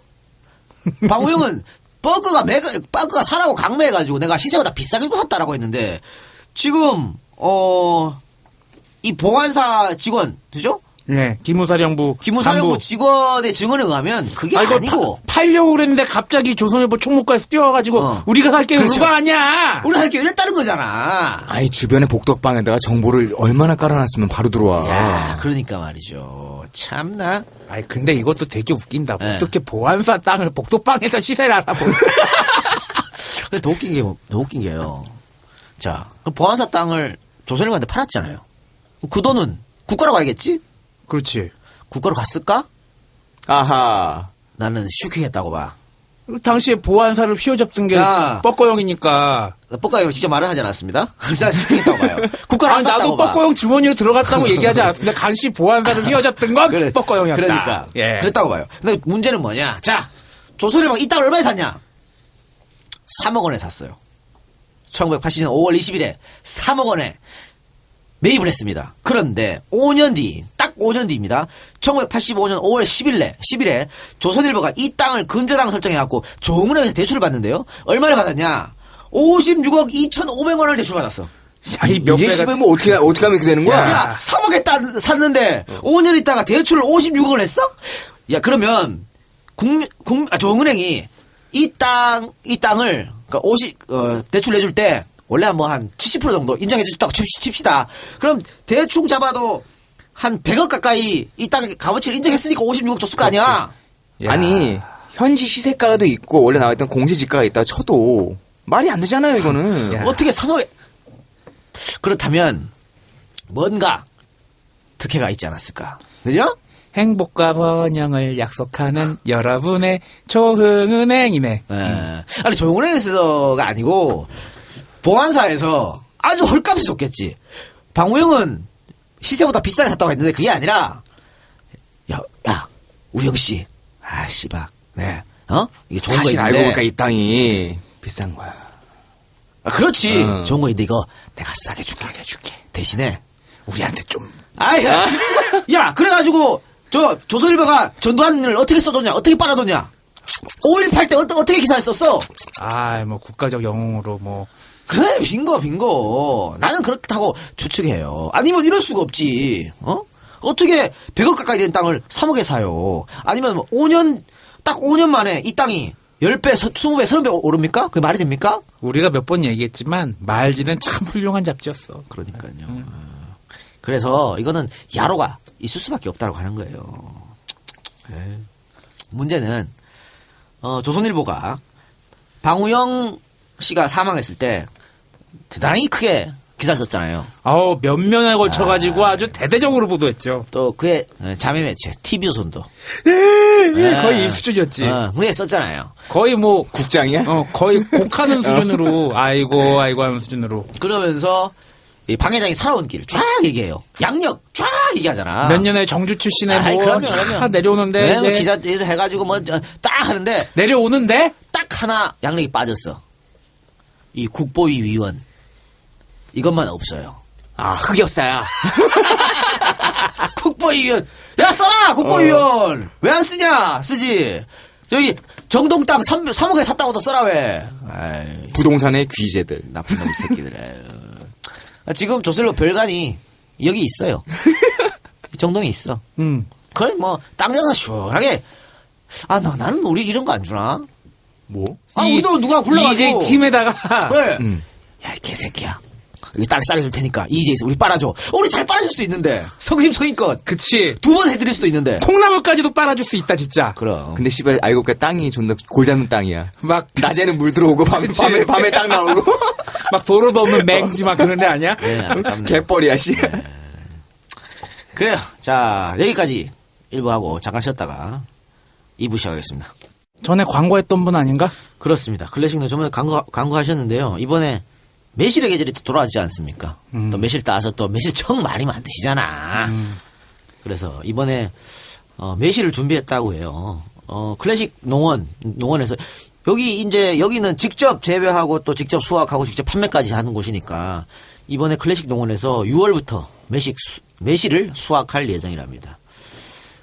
올해 매실 수확량이 많아서 굉장히 저렴하게 아까 얘기했지만 20% 할인된 가격에 판매가 된다고 하니까 여러분들 많이 더 관심 가져주시고요. 무농약 친환경 인증을 받았답니다. 무농약 매실이고 아까 얘기했지만 뭐 송강사에 있었던 매실나무를 복원해서 만들었다니까 뭐 괜찮을 것 같은데요. 또 유기농 설탕까지 함께 세트로 판다니까 어디로 들어가면 볼 수 있나요? 포탈에서 네. 클래식 농원 검색하시면 나오고요. 네. www.farmisclassic.co.kr www.farmageclassic.co.kr 입니다. 하나 참고할 건요. 이게 500년 전 한국 매화를 복원해갖고 만들었기 때문에 다른 거에 비해서 그 크기가 작답니다. 그래서 장아찌용으로는 추천하지 않는다니까 참고해 주시기 바랍니다. 이렇게 이런 것도 알려주잖아. 원래는 다 무조건 내 거 사세요 하는데 그런 건 하지 마세요. 이렇게 정말 뭐라 그래 아주 정직한 회사인 것 같습니다. 그러면 이 매실은 매실청을 만들어서 그거 활용하는 데 가장 최적화되어 있는 거네요. 예, 그래서 1인 가구를 위해서 매실 1kg, 설탕 1kg, 유리병 패키지 상품도 있다니까. 연락처. 예. 010-2303-1596입니다. 네. 주문 시에 EJ 듣고 와. 주문했다 그러면 클래식 사과가집을 서비스로 넣어서 보내준답니다. 여러분들 많은 방문, 많은 주문, 많은 구매 부탁드리고요. 클래식 농원 광고 앞에 나왔던 거 팟캐스트 광고입니다. 팟캐스트도 광고를 해? 왜냐면 조합에서 만들었으니까요. 네, 조합에서 만들었는데 이거 나름 굉장히 유명하신 분입니다. 이분 자연치유로 그러니까 조경식 보니까 원장님이시네요. 네, 양학과 한의학이 만나는 것 같아요. 보통 양의하고 한의하고 별로 사이가 안 좋거든? 별로가 아니고요. 네. 존나 존나 안 좋죠. 맨날 주들 뽑고 싸우죠. 예. 예, 근데 종편 같은 데 보면 황금아 이런 데 보면 아유, 거의 맨날 싸워. 진짜 라이브로 싸우던데. 근데 얘기 들은 바에 따르면은 서로가 서로를 굉장히 인정하고 잘 방송을 하신다고. 그리고 저희가 이 방송을 런칭하는 이유가 뭐냐면 자연치유가 뭐 그냥 어디 야매로 하는 게 아니고 정말 효과가 있어요. 효과를 보신 분도 있고 또 요즘 서양에도 그런데 항암 치료를 꼭 해야 된다 그렇게 권하지 않거든. 너무 힘들어요 환자들이. 그렇죠. 그래서 자연 치유를 통해서 건강해지는 분도 있기 때문에 뭐 사실 여러 가지 또 시도해보지 않습니까? 암에 걸리신 분들은. 그래서 저는 괜찮을 것 같아서 지금 우리 조합에서 하는 겁니다. 일본에서 나왔던 학설이었죠. 그 암에 대해서 더 이상 치료하지 않아도 좋다라는. 아니 뭐 것도 지금 뭐 있었고요. 일본뿐만이 아니고요. 미국에서도 그렇고 뭐 얘기가 많이 나오고 있어요. 뭐 학자마다 다릅니다만. 근데 어쨌든. 좀 위험한 거는 지금 이 작가가 얘기했지만 이런 좋은 내용들이 인터넷에 보면 너무 야매들이 많아. 그렇게 하면 안 되고 야매를 하면 안 되고. 아이 뭐야 벌에 쏘이면 뭐 된장 바르고 그런 그 민간요법들 있잖아. 민간요법들 중에 뭐 그때 당시에 효과를 봤던 것도 있겠지만 상당수는 오히려 부작용을 그렇죠. 예. 일으킬 수도 있다는 얘기가 요즘 많은데. 어그로 끄는 블로그가 몇 개 있어요. 이상한 의학 정보를 가지고 바탕으로 해가지고 인기를 끄는 거예요. 그러니까 이제 여기는 양의학의 만남이니까 이분들한테 또 이분은 그 자연치유라는 책도 써서 베스트셀러가 됐었어요. 그걸 많은 분들이 또 동의하시는 부분이 있으니까 한번 여러분 들어보시고 여러분들 판단하시기 바랍니다. 요새는 뭐 고혈압, 당뇨, 비만 이쪽을 중심으로 해서 굉장히 많이 방송을 하신다고 얘기가 나오고 조만간 암도 얘기를 하신다고 그러니까 그래요. 예, 참조하시기 바랍니다. 참고로 조합에서 런칭한 방송 다 망했죠? 예, 그렇죠. 유구무원입니다. 그만큼 내가 하지 말아라 했던데 우리 조합의 이사가 욕심이 많아. 안 돼. 자기 능력을 이제 이쯤 되면 인정해야지 말이야. 계속 끊임없이 새로운 걸 만들려고 말이야. 그럼 뭘 해야 될까? 될 만한 걸 해야죠. 될 만한 게 뭘까? 뭐가 있을까? 그거는 알아서 갖고 와야지. 내가 딱 보면 안 돼. 안 된다고 말해도 기억 하잖아. 꼭 실패하잖아. 먹방 이런 거 할까? 먹방? 먹방이 씨. 아유. 아프리카 TV처럼 피자 같은 거 열반 쌓아놓고? 아무것도 안 하면 돼. 가만히 있어. 내가 하는 거만 해. 아이씨. 봅시다. 자연치유 아카데미. 이 팟캐스트가 성공하지 않는 건지 두고 오도록 하겠습니다. 자, 그럼 다시 우리 방송으로 돌아오겠습니다. 네, 1973년에 당시 야당 지도자 김대중이 납치되었죠. 근데 이때 조선일보의 선우희는 발행인 모르게, 여기서 발행인은 누굽니까? 방우영이죠. 발행인 모르게 사설을 바꿔치기 합니다. 너 혹시 네. KBS 대하 드라마 중에 노다지라고 기억나요? 노다지 기억나죠? 네, 상당히 오래된 영화죠. 예, 김진태 씨 나오고 최재성 씨 나오고 저기 일제 강점기 때부터 6.25 때까지 최수지 나온 거 아니야 그거? 네, 최수지가 나왔나 안 나왔나 기억은 안 나는데 네, 오케이. 이 원작을 아마 선우이가 썼을 거예요. 그래요? 네. 선우희라는 사람을 예, 문학가이기도 하고. 네. 예. 좋아하지 않습니다만 어쨌든 네. 자 선우희는 윤정기 돌아가는 걸 멈추고 사설을 바꿔치기 했어요. 어떤 내용이었냐면 김대중 납치 사건에 대해서 당국이 국민에게 알려야 한다 이런 요지의 사설이었습니다. 근데 아주 강하게 비판한 건 아니고요. 어쨌든 그래 나름 할 말을 하겠다 이런 생각이었던 모양이에요. 그리고 당연히 전국은 발칵 뒤집혔고요. 선우희는 수배돼서 도망자 신세가 되었습니다. 방우영이 선우이가 어디 있는지 알아보니까 선우이의 뭐 제자 집에 숨어들었다 그래. 그래서 방우영이 선우이를 찾아가서 함께 끌어안으면서 눈물을 흘렸다고 합니다. 우리 신세가 왜 이러냐 뭐 이랬다고 하는데 이건 뭐 방우영 씨 증언이니까. 자 어쨌든 이때 선우이가 방사장 내가 그 사설을 써서 사장에게 보여주었다면 신문에 나갈 수 있었을까요? 이렇게 물었더니 방우영이 아니 절대 그럴 일은 없어. 아니 절대 그럴 리 없어. 그렇죠. 하고 막 같이 우리 어떻게 하다가 방사장 내가 그 사설을 방사장에게 보였으면 내가 쓸 수 있었을까? 아니. 그러니까 선우이도 아니까 발행이 모르게 갈아치운 거예요. 근데 이런 분이 무슨 진정한 언론이라고 말할 수 있습니까? 말이 안 되는 거죠. 또 1974년 12월 17일 날 유정혜는 이제 대통령이 임명하면 국회의원은 그런 거죠. 유정혜 전재구 의원이 조선일보에 기고문을 싣습니다. 이 기고문 내용이 뭐냐면 유신체제 반대이지 뭐 그런 거였어요. 그러니까 이 기사를 보고 혈기왕성한 조선일보 젊은 기자들이 가만히 있었겠습니까? 난리쳤죠. 또 이 기사가 나가기 직전에 12.4 자유언론 실천선언이 발표되었습니다. 그래서 동아일보, 뭐 백주투쟁하 막 그럴 때예요. 네. 그럴 때니까 기자들이 더 이상 못 참겠다 이럴 때였거든. 그래가지고 이 전재국 의원 기고문이 조선일보에 실리니까 신홍범, 백기범 기자가 편집국장에게 아주 강력하게 항의합니다. 이럴 수 있냐고 막 선배 씨 이렇게 한 거지. 그래 이 두 사람은 어떻게 됐냐? 나가리. 잘렸어요 두 사람은. 잘리니까 동료 기자들이 여기에 또 항의합니다. 그래서 항의 농성에 들어갔고요. 조선일보 측은 야야야 조금 있으면 석 달 있으면 창간 기념일이잖아. 조선일보 창간 기념일이 3월 5일입니다. 그러니까 이제 석 달 남았잖아요. 3월 5일이니까 3월 5일까지 두 사람을 복직시킬 테니까 농성 풀어라. 이렇게 해서 기자들이 농성을 풀었어요. 근데 약속한 3월 5일이 다 됐음에도 불구하고 두 기자의 복직은 이루어지지 않았습니다. 결국 1975년 3월 6일 오후 2시에 조선일보 기자들은 신문 제작을 거부하고 나섰습니다. 이때 방우영 씨는 기자들 앞에 나타나가지고 투쟁은 외부와 연결하지 마라. 순수하게 하라. 라고 본인의 입장을 밝혔습니다. 조선일보 뒤쪽에 한성여관에 그 기자들과 외부 인사들이 함께 있다는 소리를 들은 방우영은 눈알이 뒤집혀가지고 곧바로 여관으로 달려갔습니다. 자, 이 방우영 씨가 말이에요. 복싱 선수 출신이야. 잠깐만. 하나그룹의 김승현 회장도 좋아하시. 그런 것도 좋아하시고. 복싱 좀 배운 사람이고. 완판치. 얘는 복싱 좋아하는 사람이고 또 형 닮아가지고 또 어릴 때부터 또 요정에 따라다니고 했잖아.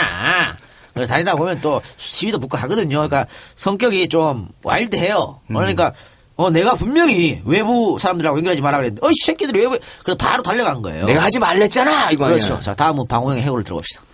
가보니 김재하 등 제야 인사 7, 8명이 모여 앉아 있었다. 내가 부화같이 밀어서 술상을 발로 차면서 야 이 자식들아 이게 순수한 투쟁이네. 외부인들이 여기 왜 와 있어? 라고 소리를 쳤다. 김지아가 나에게 뭐라고 항의를 하기에 내가 가만히 있어. 오적 시인이면 다야. 당신이 무슨 상관인데 여기 와 있어? 하고 몰아붙였다. 난장판이 벌어졌다. 김명규 기자가 어휴 사장 하며 말리다가 안경이 떨어지고 그 안경을 내가 발로 밟아서 깨지고 아주 아수라장이었다. 신홍범이 저고리 입었고 달려들기에 야 이놈아 그래도 내가 사장이야. 아무리 투쟁이라고 하지만 저고리 입었고 대들면 한판 붙자는 거네. 이런 법이 어딨어. 그런다고 내가 눈 하나 깜짝할 것 같아? 하고 소리를 질렀다. 자 이게 뭡니까? 일단 기자들은 여기서 지금 방우영은 자신의 회고록에서 이 투쟁이 아무렇지도 않은 투쟁처럼 쓴 거야. 그냥 뭐 사설을 실었는데 두 사람 잘랐다고 와서 항의했다. 사소한 일이야. 그게 아니고요. 이거는 박정희 정권이 그 무모한 언론 탄압에 맞서서 조선일보 동아일보 기자들이 들고 일어난 거예요. 전부 다. 역사적인 사건이죠. 그럼 자유적인 사건이죠. 그런데 이거를 지금 방우영은 아니 거기다가 말이야 이 사건을 외부인한다고 김지아 뭐 이런 애들하고 또 우리 신부님 있잖아 원주 지학순주교. 아니 그러니까 조선일보 기자들로서는 자기들은 국가로부터도 압력을 받고 있고요. 사측으로부터도 압력을 받고 있잖아요. 그러니까 당연히 이게 뭐 제야 인사들 또 야당 측 손잡을 수밖에 없죠. 결합을 해서 동력을 끌어와야 될 거 아니에요. 그럼요. 이게 그냥 조선일보만의 투쟁이 아니고 언론 전체에 대한 투쟁이었다니까. 그런데 이것을 외부 사람들하고 같이 있었다고 뭐 김지아 아이씨 왜 김지아는 왜 나와? 근데 김지아랑 같이 있었다고 이렇게 깽판을 치고 말이야. 그리고 뭐 아무리 내가 사장인데 그게 뭔 상관이야? 사장이면 사장답게 행동해야지. 언론인이면 방우영은 사장이 이전에요. 언론인이에요. 언론인인데 그냥 이거 그냥 내 아랫사람으로 생각하는 거잖아. 이 회고에 따르면 이 모든 사건들을 그냥 우리 회사에서 일어난 해프닝으로 지금 간주를 해버렸네요. 일반 회사가 아니라니까요, 언론은. 그렇죠. 근데 그렇게 생각하고 있는 거예요. 그거랑 비슷한 것 같아. 노조 3자 개입 금지 뭐 해가지고 3자 개입하지 말라고 했던 그런 마인드가 그대로 방우영한테 있었던 거지. 그러니까 방우영 회장은 조선일보가 언론사가 아니고 내 거야 그냥 내 회사. 그렇지. 이득을 내는 회사라고 생각한 거야. 근데 언론은 사명감이 있어야 되는데 그게 전혀 없다는 거예요. 자, 그러면 방우영의 또 다른 말을 들어봅시다. 방우영이 이 사건에 대해서 어떻게 생각하는지. 신웅범 백기범 기자는 수습국이 출신인데 중간에 한번 나갔다가 장정호 편집국장 시절 다시 들어왔다. 백기범은 고향이 평안도 박천이고 내 어머니 고향이 그곳이라 입사 때부터 내가 신경을 많이 썼다. 씨발, 지 고향도 아니고 엄마 고향이라고 같은 고향이고 신경. 엮어서 씨. 아유 씨. 그 뒤로도 설악산, 한라산 등을 데리고 다니면서 내 딴에는 상당히 아꼈는데, 근데 제일 싫은 게 사장님이 같이 등산가자는 거야. 하여튼. 그거랑 이거 봐요. 내 딴에는 상당히 아꼈는데 그렇게 앞장설 줄 몰랐다. 이거랑 뭔 상관입니까? 내가 아낀 거하고 이 사람들이 언론 자유를 위해서 들고 일어난 거랑 뭔 상관이야? 그렇지. 근데 이건 이 사람은 지금 나에 대한 배신을 당한 거야. 배신 트라우마. 자기 밑에 있던 사람들이 자기 말에 복종하길 바랬던 거 아니야? 이런 거를 기자라고. 내 딴에는 상당히 아꼈는데 그렇게 앞장설 줄은 몰랐다. 박범진은 입사 면접할 때 어려운 가정 형편에 가정교사하며 대학 공부한 이야기를 듣고 간부들이 모두 코끝이 찌겠다. 유건호 상무가 적극적으로 밀었고 나도 저런 청년이 조선일보에 들어와야 한다고 거들었다. 이렇게 마음으로 아꼈던 사람들이 회사 문을 닫게 할지도 모를 투쟁에 그토록 모질게 나오니 섭섭한 마음이 들지 않을 수 없었다. 사람의 정리보다는 투사로서의 투쟁이 더 중요했던 모양이다. 자, 이 마지막 발언 굉장히 섭섭했고 사람의 정리보다는 투사로서의 투쟁이 더 중요했던 모양이다. 요 말만 탁 들으면 뭡니까? 이 사람은 언론사를 절대 하면 안 되는 사람이에요. 그냥 자기 이게 조그만 거 하나 하면 되잖아. 그러니까 동네 구멍가게나 해야 딱 어울릴 생각과 심보를 갖고 있는 사람이잖아. 에? 언론의 사명감이라든가 기자 윤리 이런 게 전혀 없는 거예요. 법으로 보장받은 노동조합의 활동은 보장을 해줘야 되고. 이때 노동조합도 아니야. 노동조합도 아니야, 진짜. 그러니까 이 언론인으로서의 기자들이- 가치를 갖다가 유지하기 위해서 활동을 한 건데 이것에 대해서 방우영은 야, 너 우리 회사 사람인데 지금 뭐 하는 거야? 그렇죠. 이걸로 민 거지. 그러니까 언론인으로서 당연히 해야 할 일을 기자들이 한 건데 그걸 갖다가 인간적 정리, 배신감, 의리 이런 거 따지고 있으니 이게 어디 길거리 돌아다니는 깡패지 이게 뭐야? 이게 어떻게 언론이야? 마담 내가 예전에 김치도 담가줬고 이거 아니야. 그러니까 그렇게 했는데 왜 그거거든 이거는. 내가 그 학교하고 뭐 일이 있을 때 그 교원소총 들어갔다 나왔을 때 그 보직 교수가 이 비슷한 얘기를 했거든. 아니 무슨 그 학생들하고 뭐 운동권에 무슨 투사가 되고 싶으세요? 그래서 소총 거죠. 이런 얘기를 나한테 하더라고. 나는 대학교 교원으로서 법에 보장된 걸 했을 뿐인데, 야, 이런 마인드를 어떻게 가지나 모르겠어. 옛날에 지금이랑 똑같아요. 자, 그리고 또 한 번 방우영의 이야기를 한번 들어봅시다. 방우영이 어떤 생각을 그때 갖고 있었는지. 하지만 정치 권력과 투쟁하는 상황에서 재정적 독립은 더더욱 어려웠던 이율배반의 현실 앞에 때로 좌절하곤 했다. 언론의 자유는 결코 공론으로 얻어지는 것이 아니라고 생각했던 나는 실사구시의 길로 갈 수밖에 없었다. 실사구시 말이 좋아 실사구시지. 이게 결국 뭔 뜻이에요? 권력의 대가를 숙이겠다는 거잖아. 재정적 독립은 어려웠다. 돈이나 벌겠다는 거잖아. 그래서 결국 어떻게 했습니까? 이 사건으로 32명의 기자가 뭐가지 친 게 바로 방우영이에요. 그런데 여기다가 안철수 대표가 뭐라 그랬어? 말이 되냐고요, 그게. 훌륭하신. 그러니까 기자들의 뭐 권익을 보호했던. 그리고요, 이 방우영의 몸속에는 본능적으로 권력자에게 잘 보일 줄 아는 뭔가 있었던 것 같아요. 자, 방우영의 해고를 다시 한번 들어봅시다. 한때 포항에서 석유가 나왔다고 신문들이 대서특필하고 국민들도 흥분한 적이 있었다. 있었죠. 있었어. 있었죠. 예. 박 대통령이 신문사 사장들을 초대하고 모처럼 환한 얼굴로 이제 우리도 석유가 나오면 경제가 자립할 수 있습니다. 며 기뻐했다. 김정염 비서실장이 병에 든 석유를 신주단지 모시듯 들고 박 대통령 앞에 갖다 놓자 뚜껑을 열고 냄새를 맡고 난 후 사장들에게 돌렸다. 이건 또 뭐야? 제각기 안을 들여다보며 머리를 오 하고 끄덕이는 가운데 내 차례가 왔다. 자, 왔어요. 제가 왔어. 그러면 박 대통령 앞에 있고 딴 사장들 그냥 아, 냄새 맡고. 예, 이러단 아, 말이야. 석유 많네요. 근데 박 대통령 앞에 내가 뭔가 하나 더! 그렇지, 하나 더 보여야지. 플러스 알파를 보여줘야지! 그게 머리로서 나오는 게 아니라니까. 몸에서. 정상적으로. 그렇지, 뭔가 톡 하고 올라. 자, 그게 뭡니까? 지난날 구닥다리 찌프차를 몰고 다닐 때 고장이 났다 하면 입으로 휘발유를 후파 빨아들이곤 해서 독특한 냄새를 맡은 경험이 있어 병에 든 액체를 손가락에 찌고 맛을 보았다. 야, 이게 말이 돼? 휘발유는 정유해가지고 제일 위층에서 두 번째인가 세 번째 나오는 거야. 맛이 같을 수가 없지, 이건 기본적으로. 그저 남과 다른 액션을 해본 것 뿐이다. 그러니까 본인도 밝히잖아요. 남과 다른 액션. 이게 생각해서 나온 게 아니라니까. 박 대통령이 남들은 냄새만 맡는데 네. 방호영 사장은 맛까지 봐. 그렇지. 아, 저 임자는 내 임자구만. 딱 그렇게 할 수 있게끔. 어? 아니 우리 경찰들이 예를 들어 수사를 한다. 베테랑 형사하고 그 신참 형사들이 쭉 갔다. 베테랑 형사가 이렇게 하면서 야 히로뽕 이렇게 한번 봐봐. 근데 다른 신참 형사들은 다 그냥 하고 있는데 봉투 보고 근데 어떤 새끼 이거 찍어봐봐. 이 새끼 됐는데 이게 아닌 거 아니야. 에이씨. 이 행동을 보고 있던 박 대통령이 사뭇 만족스럽다는 표정으로 어때? 진짜 냄새가 나는가? 고 묻기에 내 증임에 정말 진짜 같습니다. 고 대답했다. 며칠 후 김선진 공보관 장관이 전화를 걸어와 1년 가까이 보류했던 윤전기 도입을 대통령이 결재했다는 반가운 소식을 알려왔다. 석유 빠셨습니다. 이거거든. 아무나 못하는 겁니다. 이거 센스와 촉이 있어야 돼. 나라면 도저히 못하는 이번 사람 거야. 죽었다고도 못해요. 저 새끼는 내가 이따가 씨발 박통사 앞에 가서 그렇게 시켜도 못하는 새끼야. 내가 냄새를 왜 맡아? 저 사람한테 왜 고개를 숙여? 난 이러지. 그거 설명하다 열을 걸려 저 새끼는.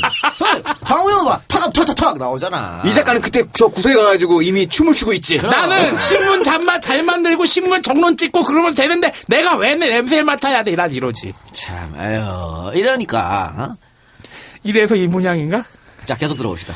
이런 방우영의 태도는 김대중 정권에도 이어졌습니다.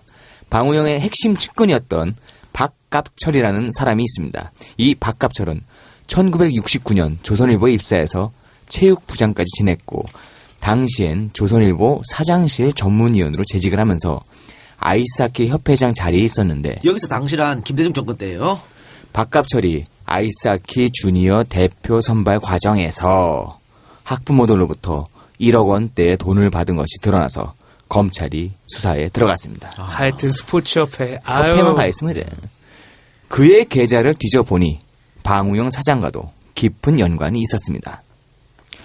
언론에서는 박갑철을 방우영의 재산 관리인으로 보도를 했습니다. 사태가 이렇게 흐르자 김대중 정권을 몇 날 며칠 씹어대고 조리돌림하던 조선일보의 논조가 달라지기 시작합니다. 야, 아니, 김대중 정권 들어서 매일매일, 100개 기사 쓰면 99개 김대중 욕했던 조선일보가 박감철이 구속되니까 갑자기 논조가 바뀌어! 김대중 정권을 띄워줘요. 희한한 일이 벌어지죠? 심지어 김대중 주필마저 DJ 정권을 옹호하는 칼럼을 실을 정도였습니다. 근데 이때 김대중 주필은 알아서 움직인 걸까? 아니면은 뭔가 오더를 받았을까? 쿵암쿵이죠. 갑철이요? 갑철이? 아, 씨발, 근데, 아유, 뭐, 쿵암쿵 아니에요? 그럼에도 불구하고 박갑철은 구속이 되었습니다. 박갑철이 구속되자 방우영은 조선일보 임원들에게 불같이 화를 냈다고 합니다. 아니, 청와대의 경제보도 협력 요청까지 들으면서 기사까지 써주고도 그것 하나 해결 못해? 박갑철 사건은 당시로서는 굉장히 큰 사건이었음에도 불구하고 조선일보는 이 사건을 아예 보도하지 않거나 축소 보도했으며 조선일보 기자들은 총 출동해서 검경에게 로비까지 시도했습니다. 사장님 힘내세요. 그렇지. 당시 박갑철을 수사했던 서울 북부지청 김종희 형사 5부장의 증언입니다. 추호는 아니죠? 나를 아는 조선일보 간부들은 모두 전화를 했습니다. 특히 뉴스에 박 의원이 조사받는 모습이 방영된 것은 지청이 앞장서서 언론 플레이한 것 아니냐며 항의까지 해왔습니다. 자, 박갑철 도대체 뭔데? 조선일보 기자들이 총출동하고 김대중 주필까지 나서면서 구명운동을 했을까라고 하는 거죠. 그러니까 언론이 박갑철을 방우영의 재산관리인으로 보도했겠죠. 예, 시작했어요? 예? 뭐가 있으니까. 그러니까 방우영은 무조건 박갑철을 보호하고 싶었던 거야. 아이스하키 협회 1억이 들어왔어. 근데 방우영이 깊이 연관이 돼 있어. 아니 아이스하키 협회 회장으로 있으면서 학부모들한테 1억을 받았잖아. 예. 그럼 누구한테 받았는지 계좌를 파야 될 거 아니야. 어머, 이 계좌를 파면 되는데 연관이 돼 있네? 굴비역듯이 쭉. 쭉 할 수, 그래가지고 이렇게 한 거예요. 어? 그러면 조선일보 기자들까지 다 포함돼갖고 그 로비를 했으면, 이거 보면요, 이 사건을 보면요, 또다시 얘기합니다. 방우영은 언론인이 아닌 거예요. 이게 무슨 언론인입니까? 예? 한낱 장사치에 불과하다. 이렇게 표현할 수 있겠죠. 자, 아까 이 박사가 노조 얘기했는데 1988년 민주화 바람이 불자 조선일보에도 드디어 노조가 생깁니다. 조선일보 노조는 사측에 10여 년 전에 있었던, 그러니까 1975년에 있었던 3.6 사태, 아까 기자들 32명이 잘린 그 사건에 대한 재평가를 조선일보에 요구했습니다. 이런 요구에 대해서 방우영은 뭐라고 일축했느냐? 3.6은 거론하지 마라. 거론하면 또 다른 3.6이 올 수밖에 없다. 차라리 나 죽고 나서 내 무덤에 와서 나를 욕하고 침을 뱉어라. 이게 뭔 말입니까? 또 다른 3.6이 올 수밖에 없다면 또 니들 다 자를 거야 이 말이잖아.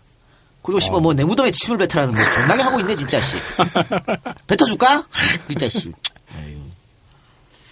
또 이후에 이제 88년에 50 청문회가 벌어지지 않습니까? 방우영은 증인으로 이 청문회에 참석하게 됩니다. 야. 그러니까 50하국 정권 때 저 퍼문도가 있던 언론 통폐합 네. 여기에 관련해서 이제 기자들 그렇죠. 자르고 여기에 조선일보 사장이었으니까 증인으로 참석하라 그런 거예요. 근데 방우영은 본인의 명예와 조선일보의 명예가 이 청문회에 달려 있다고 판단해서 청문회에 참석해서 증언한 경험이 있는 정호영에게 조언을 구하고, 정호영은 또 뭐 얘한테 가서 조언을 구해. 나 씨발 다 돌아버리겠네 진짜. 발표한 적 있습니까?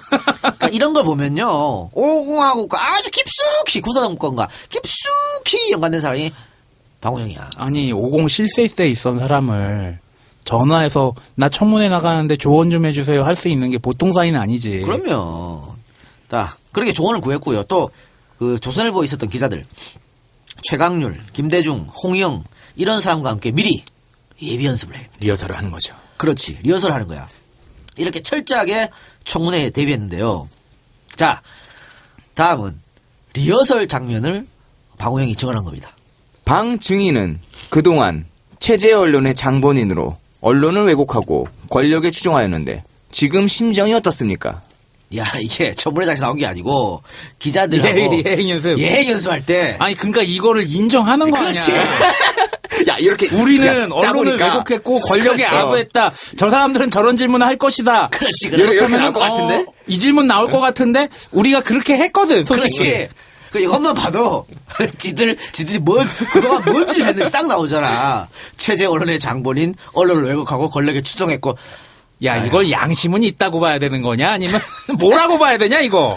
방 회장이 말이에요. 이런 문제에 대해 상당히 솔직해요. 솔직하다 그래야 되나? 뭐 생각이 없다 그래야 되나? 이런 거 자세하게 막 썼어. 뭐 어디 아까 거기 뭐 요새에 가서 막 논 것들 뭐 이렇게. 자, 그러면은 예행 연습 말고 이번에는 실제 청문회장으로 한번 가봅시다. 증인은 서울신문의 김종규 사장입니다. 증인은 기자해직에 관한 신문협회의 결의를 직접 하셨죠? 아닙니다. 그날 사정이 있어서 가질 못했고요. 그 부회장으로 있던 조선일보 방우영 사장이 대신 사회를 받습니다. 옆에서 지켜보고 있었거든. 방우영이 이 광경을 서울신문 사장이 말한 이 광경을 지켜보던 방우영이 속이 굉장히 쓰렸어요. 아이 씨발 이거지 뭐. 그렇지. 저 개새끼는 왜 저런 말을 하고. 자, 방우영은 왜 속이 쓰렸을까요? 김종규 사장은 나와 대학 동기로 30여 년간 막역한 우정을 나눠온 사이다. 그냥 사정 있어서 참석 못했다고 하면 될 것을 와 굳이 내 이름을 거명하면서까지 자기 입장을 모면하려는 그 태도에 마음이 한없이 울적해졌다. 인생 씨발 혼자 가는 거지 뭐. 야, 참. 이거 보면 신문협회의 결의 기자직에 관한 직접 했다고 본인이 직접 했다고 이제 자백하는 거랑 마찬가지죠. 어? 아이고 쪽팔려라. 야, 그동안 30년이면 뭐 밤에 노는 거 좋아하시니까 야, 룸빵을 갔어도 얼마나 갔을 거야. 아니, 기마이 잡으면서 어이 서울신문 사장, 네 조선일보 사장이 쏠게 막 그랬을 수도 있을 거 아니야. 자, 다음은 이제 방우영이 직접 증인으로 등장했습니다. 예행 연습 끝나고. 여기서 끝나고 자 이철 위원과 방우영 증인의 문답입니다. 동아와 조선일보가 민족지 논쟁을 벌였던 적이 있는데 민족지 논쟁이 중단이 되었죠. 1985년도입니다. 기억하십니까? 누가 더 민족지냐 그런 경쟁입니까? 네. 제 기억에는 그것이 하루 이틀 그런 논쟁이 있은 것으로 기억을 하고 있습니다. 그래서 여기 김상만 명예회장 나와 계시지만 이것 우리 언론끼리 뭐 민족지가 잘났고 뭐고 지금 그럴 때가 아니고 언론이 정도를 걸어야 될 때다. 그래서 곧 전화 연락 해가지고 그 다음 날로 게재 중단한 것으로 저는 기억하고 있습니다. 결국은 말이죠. 반일 친일 논쟁을 하면 둘 다 결과적으로 좋지 않다 하는 그런 이유 때문에 그게 중단되었던 것으로 보고 있습니다. 아니 친일이라는 것이 무슨 말씀입니까? 양사가 우리 민족의 가장 불행했던 시기에 권력에 굴종했던 그 역사가 우리 언론사의 하나의 칩으로 남아 있습니다. 그 사실을 부인하시면 곤란합니다. 조선 동아가 일제 때 그래 외놈한테 굴종하고 앞잡이 노릇했다는 그런 말입니까? 말씀 삼가해 주시면 감사하겠습니다. 그렇다면 모든 역사가 뒤집어야 됩니다. 어떻게 조선일보하고 동아일보가 외놈한테 붙어가지고 친일파를 했다는 말씀을 하십니까? 저는 여기에서 분명히 말씀드리지만 조선이나 동아나 68년의 역사를 가지고 있고 저희들의 선인 선배들이 그 혹독한 조선 총독부 밑에서 피 흘리고 고문당하고 옥살을 하면서까지 그래도 결의를 위하고 민족의 독립을 위해서 끝까지 목숨으로 싸우다가 조선 동아는 끝내 폐간되었다고 믿고 있습니다. 만약 조선일보, 동아일보가 친일을 했다고 하면 어떻게 그러한 근거를 가지고 말씀하십니까? 역사는 모든 것이 뒤집어져야 된다고 저는 생각을 하고 있습니다. 그러한 근거는 이제 조중독 특집을 들으시면 됩니다. 다 나옵니다. 그러한 투쟁사, 일제에서의 우리 언론의 투쟁사와 그 언론의 굴종사는 서로 교차되고 있습니다. 항상 투쟁만 해왔던 것이 아니에요. 여기서 그 증거들 많이 있습니다만 시간 관계상 제가 인용을 하지 않겠습니다. 이 의원님, 한번 묻겠습니다. 오늘 청문회는 아까도 제가 말씀드렸습니다. 이제 앞으로 우리 언론이 자유스럽게 국회의원 여러분들께서 보장해 주시겠다고 하기에 저희들도 과거를 반성하고 이제부터 민주 언론으로 거듭 태어나겠다. 그래서 저희는 오늘 기꺼이 동참했습니다. 그렇겠다고 말씀드렸습니다. 그런데 의제와는 아무 상관없는 조선일보, 동아일보, 과거 친일신문이었다. 그런 말씀 삼가해 주시기를. 우리의 아픈 역사를 비추어 봐야 앞으로 우리가 거듭 태어나고. 아픈 역사는 별도로 표현해 주십시오. 지금 국민이 시청하고 계시고 또 우리 조선일보 200만 독자가 이 자리를 지켜보고 있습니다.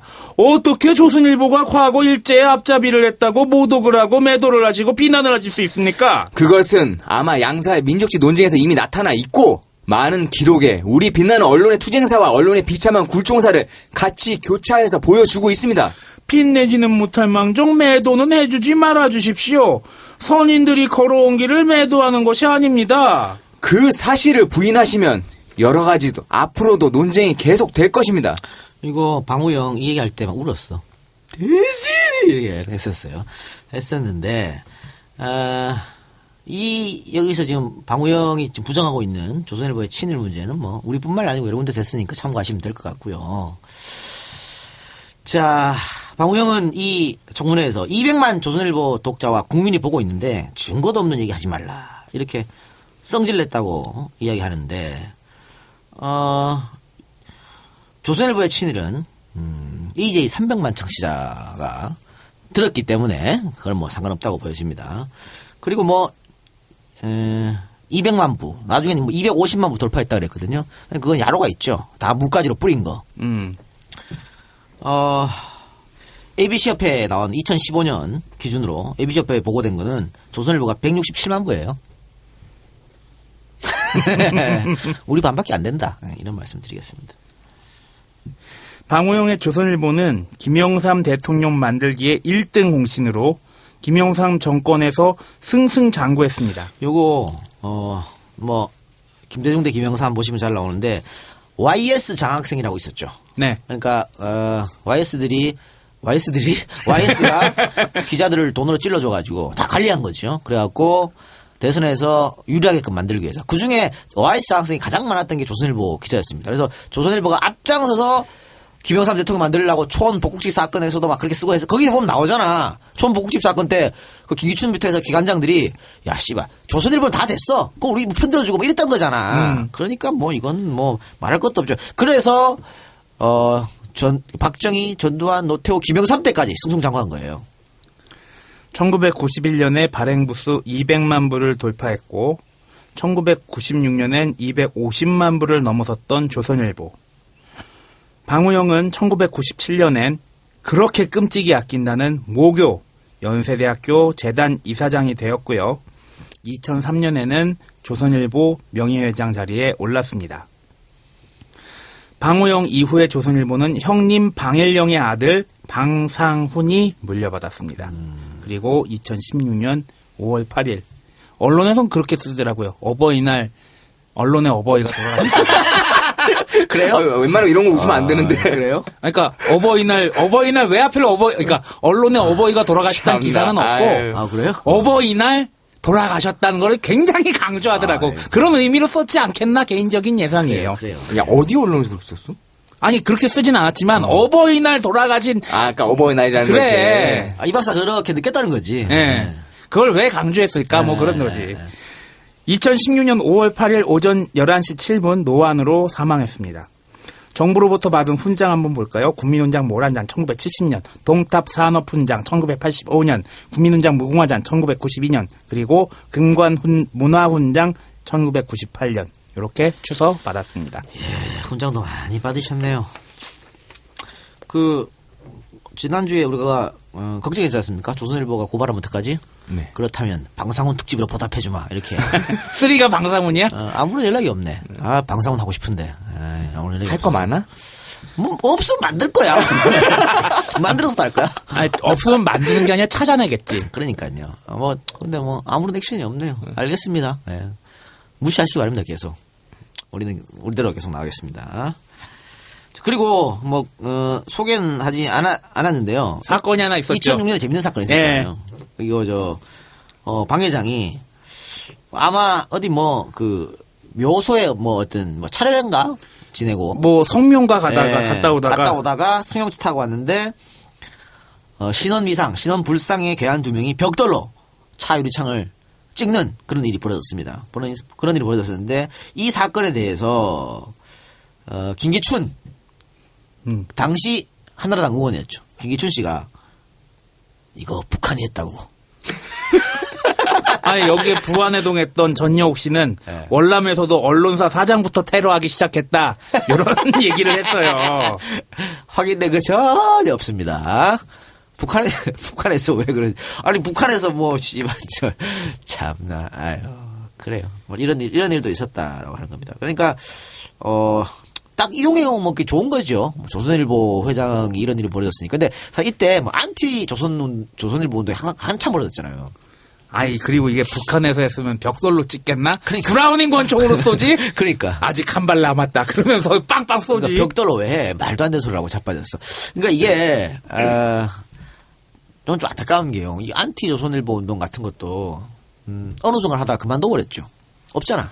왜 동력이 좀 사라졌죠? 그러니까 그런 것들이 우리는 이런 불매운동 같은 게 성공한 적이 없는 것 같아. 남양 때도 그랬고. 남양 지금 잘 살면 잘 먹고 잘 살잖아요. 이번에 옥시도 어떻게 될지 좀 시간 좀 지켜봐야 지나면은 되지 않을까? 그렇다고 봐요.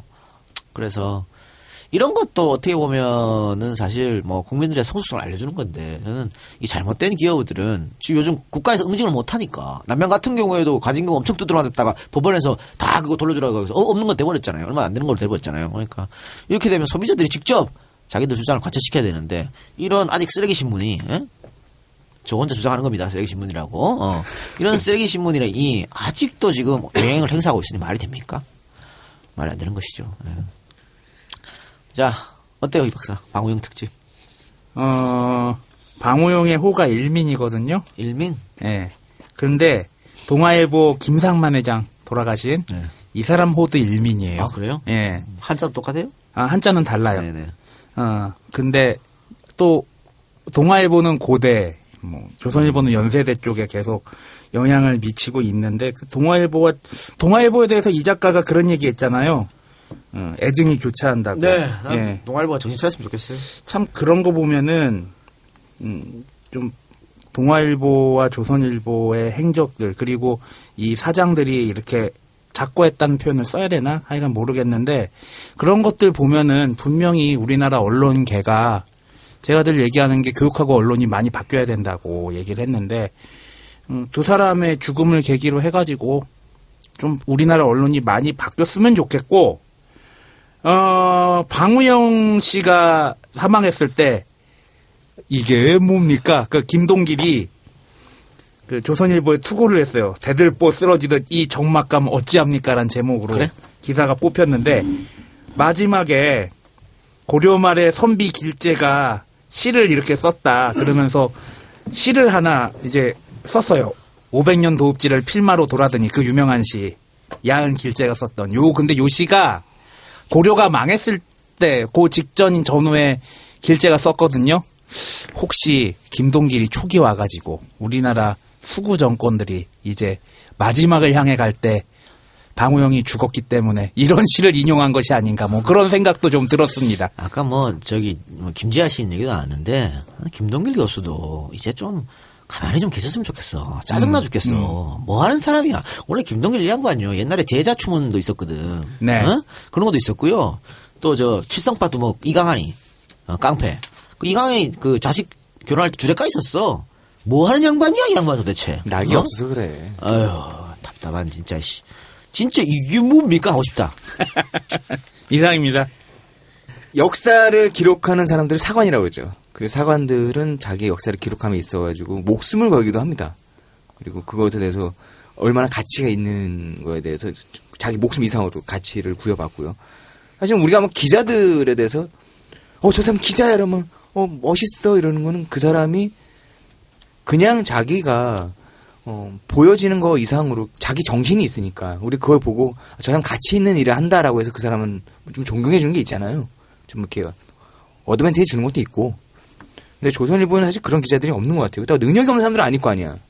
근데 그런 사람들이 왜 이렇게까지 역사 우리가 뒤져보니까 이렇게 개판인 조선일보에 남아가지고 이러고 있는지 모르겠습니다.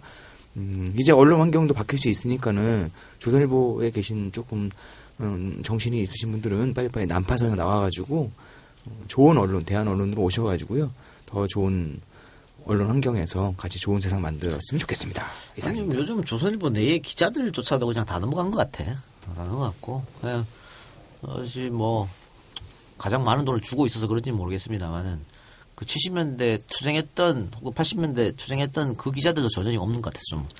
그러니까 다른 목소리가 전혀 나오지 않는 거예요. 획일화된 일률적인 목소리가 나오고 있으면 안타깝고요.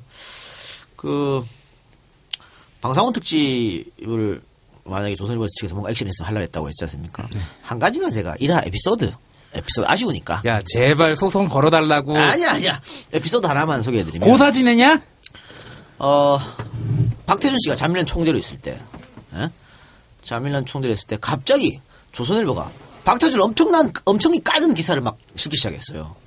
아니 왜 조선일보가 박태준을 까지? 했는데 일설에 의하면 소문입니다. 이건 일설에 의하면 박태준 씨를 방상훈 사장이 만났다는 거야. 어느 장소에서 만났으니까 박태준 씨는 어릴 때부터 봤잖아. 꼬꼬마일 때부터 오랜만에 보니까 상훈아 그랬어? 상훈아 잘 지내?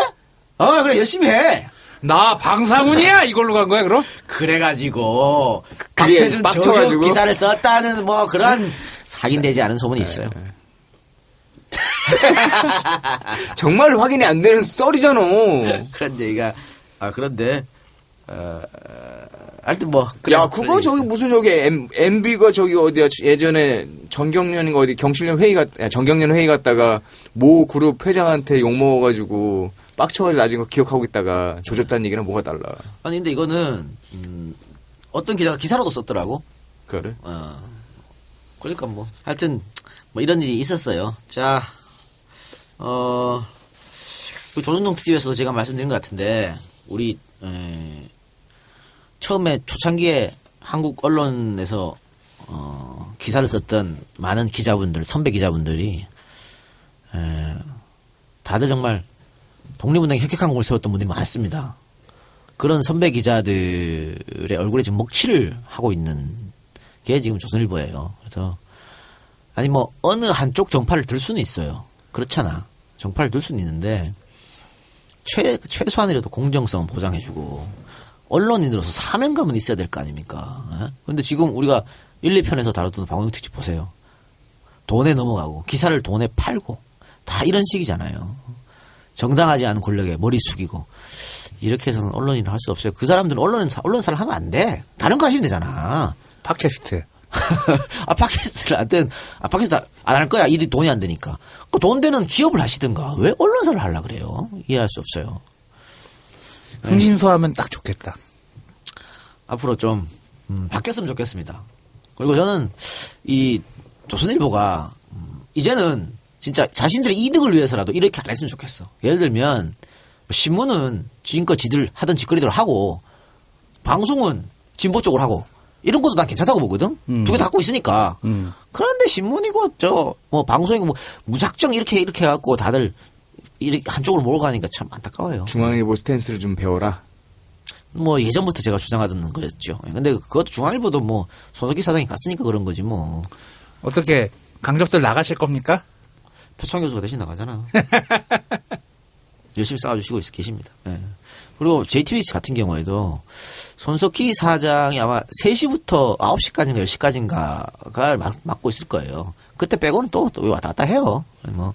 나중에 그렇더라. 손석희 사장 나오고 나서 뭐 어떻게 되는지 또 모르죠, 뭐, 그거야, 뭐. 예.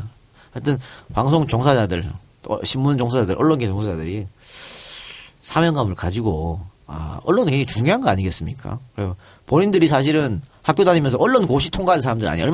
얼마나 힘들게 공부해서 통과했어요. 그러면 정말 사명감을 가지고 일해 주셔야죠. 기자라는 게 뭔지, 기자 정신이라는 게 뭔지. 기자는 돈에 엉망이면 안 되거든. 그런 생각을 좀. 그 공부할 때 사명감을 공부했을까? 그런 거 가르쳐야 되는데, 그죠? 좀 답답하네요. 예. 자, 방송 특집 1부, 2부 거쳐서 오랜 시간 동안 들어주신 여러분 대단히 감사합니다. 다음 주에는 새로운 주제를 가지고 혹시 몰라요? 흑상무, 흑전무? 흑전무는 바로 다음 주에 나오지 않을 것 같고요. 하여튼 뭐 조금 있다가 조금 요양도 좀 있다가. 하시고. 하여튼 흑전무 배달이 빨리 왔으면 하는 바람입니다. 최초로 여기서 오픈할 수도 있는 거 아니야? 그렇죠. 네, 엔젤 펀딩 속에서 방송 마치도록 하겠습니다. 제공, 파리 엔젤 펀딩. 좀 바꿔보자. 내 아이 아빠, 김태형, 섬세한 늑대 이상입니다. 고맙습니다. 고맙습니다.